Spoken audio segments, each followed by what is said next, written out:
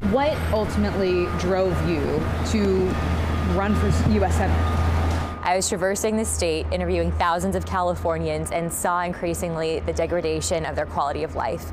And hearing their direct stories about how it was harder to just even afford to live in California, how they were being impacted by crime, all of those things that we're seeing these issues that Californians are facing, I was hearing firsthand, and it was painful to see. And so I wanted to jump into action to help, especially when I found out I was pregnant and I thought about her future, and I had to act.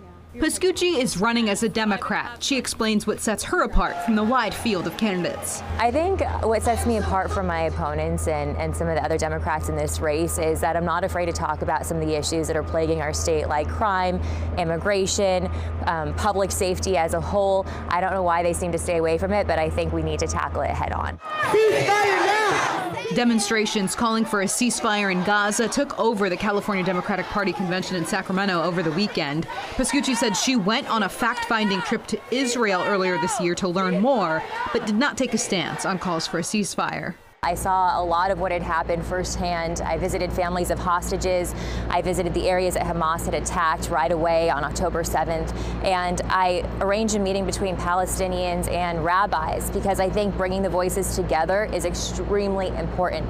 What concerns me about this war, obviously the loss of innocent civilians, that should be minimized. That is an obvious point. But beyond that, the misinformation warfare that's being waged around the world is extremely concerning and could really escalate this to the next level. With the race still months away, Pascucci says she's encouraged by recent polling showing the race is still up for grabs. This election is going to be about how it's been done or how it can be, and I think the state of California is ready for something new. In Sacramento, Ashley Zavala, KCRA 3 News. Other Democrats running in the race include Representatives Adam Schiff, Katie Porter, Barbara Lee, and tech leader Lexi Reese.